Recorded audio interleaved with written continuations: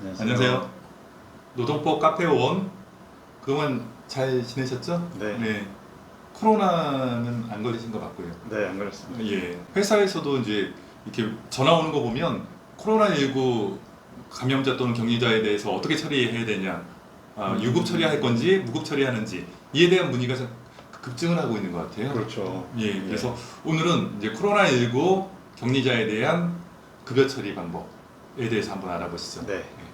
그러면 남성님 코로나19에 걸렸다 그러면 7일 동안 지금 격리하게 돼 있잖아요. 그렇죠. 그 기간 동안에 회사에 출근 못 하는데 유급 처리해야 되나요? 아니면 무급 처리해야 되나요? 제 상식으로는 예. 유급 처리해야 되지 않을까요? 그렇죠. 네. 그렇죠라고 하긴 그렇지만 어쨌든 코로나19로 걸렸다라고 하면 뭐 대부분 유급 처리하는 경우가 많은데요. 제 생각에는 회사 사정으로 쉬는 경우에는 유급, 뭐 개인 사정으로 쉬는 경우는 무급이 맞을 것 같아요. 법에는 규정이 없나요?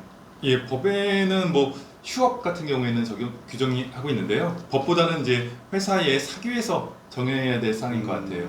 그렇군요. 그러니까 회사의 뭐 병가 규정이라든지 전염병 등에 걸린 경우에 유급 처리한다 이런 내용이 있으면 유급으로 할 수 있는 거죠. 네. 그래서 대부분 대기업에서는 유급 처리를 많이 하고 있고요. 좀 사정이 좀 열악한 영세한 이런 회사에서는 무급으로 하는 경우도 많이 있습니다. 근데 유급, 무급 다 지원이 돼요, 정부에서. 지원해 주는군요. 예. 유급으로 이제 휴가를 부여한 경우에는 국민연금관리공단에서 이전까지는 하루에 13만 원까지 한도로 지원이 됐었는데요. 2월 14일 이후부터는 7만 3천 원. 7만 3천 원이면 어떤 금액일까요? 하루에 7만 3천 원. 하루에 7만 3천 원. 뭔가 약간 최저임금하고 관련이 있을 것 같아요. 예, 맞습니다. 예.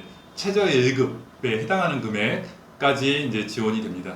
그래서 그러면 이제 일주일을 격리했다라고 했을 때 며칠분을 지급을 해줄까요? 유급 휴가비를 일주일에 주 5일째니까 5일? 플러스 1일? 주유, 예. 주유, 저희가 이제 주유에 대한 것들 개근하면 이제 부여하는 거와 마찬가지로 5일 플러스 주유 포함해서 총 6일에 대해서 유급 처리를 합니다. 그럼 반대로 이제 무급으로 할 경우에도 유급을 공제를 해야 되겠죠. 네. 무급 처리하게 되면 저희가 5일 또는 뭐 7일이 아니고요. 6일이 맞는 것 같습니다. 네, 5일 플러스 주유까지 포함해서 이제 지급을 하더라도 6일, 그다음에 공제하더라도 6일이라고 이제 생각하시면 될 것 같습니다. 네. 무급으로 처리하는 경우에는요, 생활지원비가 지원됩니다. 네, 동사무소에서 신청하실 수 있는데요. 금액은 1 34,910원 곱하기 7일 하면 244,370원. 그러니까 유급 처리 금액보다는 조금 적죠. 적네요. 예. 그 생활지원비는 유급 휴가를 받은 경우에 지원이 안 되고 무급으로 이제 신청한 경우, 무급 휴가를 받은 경우에만 이제 받을 수가 있습니다. 이 생활지원비는 그럼 누가 신청하는 건가요? 근로자가 신청을 하는 겁니다. 예. 무급 처리하게 되면 근로자가 회사에서 필요한 서류 발급받아 가지고요. 네. 개별적으로 이제 신청을 하시면 됩니다.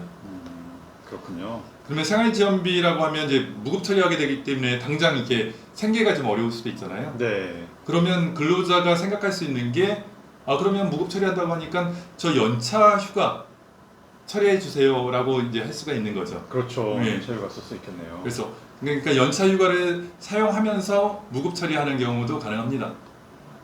근데 반대로 우리 사업주가 회사 측에서 유급 처리를 하긴 하는데 연차 휴가를 사용하는 조건으로 유급 처리합시다 라고 하는 경우가 있어요.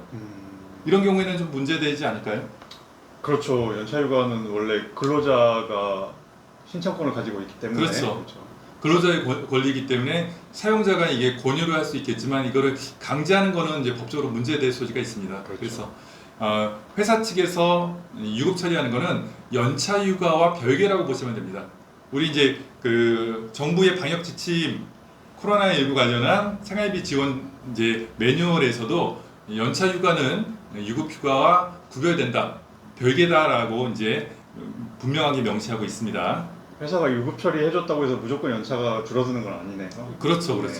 유급 처리하는 것은 연차와 별개로 이제 추가적인 병가 형태로 유급 처리하는 것을 의미를 합니다. 네. 대부분은 유급 처리가 이제 노동자한테 유리해요. 왜냐하면 뭐 급여 감액도 안 되고 그다음에 연차휴가도 별도로 사용할 수 있는 조건이라고 하면 그렇지만 연차휴가에 대한 사용을 제대로 못하거나 미사용 연차수당을 지급 안 하는 회사라고 한다면 오히려 무급 처리가 더 나을 수도 있어요.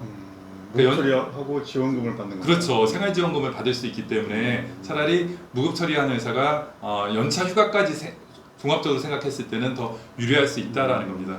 그래서 이런 내용들을 이제 종합해서 보면 세 가지 우선순위로 이제 구분할 수가 있을 것 같아요. 첫 번째는 유급 처리하고 코로나19로 인해서 유급 처리하고 네. 연차휴가 사용을 자유롭게 또는 수당을 미사용 연차수당을 지급하는 회사가 1순위. 네. 2순위는 이제 무급 처리를 하지만 연차휴가 사용을 자유롭게 하거나 그다음에 미사용 연차수당을 주는 경우 이런 경우에는 우리가 이제 생활지원비를 받을 수 있기 때문에 2순위라고 생각이 되고요. 네. 3순위는 3순위는 이제 유급 처리했음에도 불구하고 이제 연차휴가 사용을 제한하거나 그다음에 미사용 연차수당을 안 주는 회사 이런 경우에는 생활지원비를 못 받기 때문에 네. 이게 이제 3순위로 볼 수 있을 것 같습니다.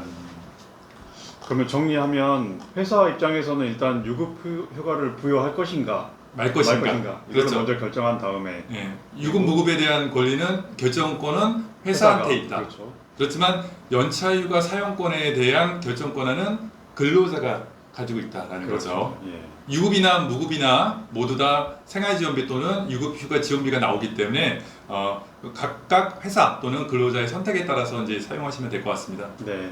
하루빨리 코로나19가 종식돼서 이렇게 복잡한 내용 안 나왔으면 좋겠어요. 저도 예. 마찬가지입니다. 자, 마지막 인사는 뭐라고 할까? 자, 그러면 남성님 다음번 뵐 때까지 네. 건강하게. 몸이 안 걸리시고 네. 건강하게 지내시길 바라겠습니다. 네. 오늘 내용은 여기서 마치도록 하겠습니다. 감사합니다. 감사합니다.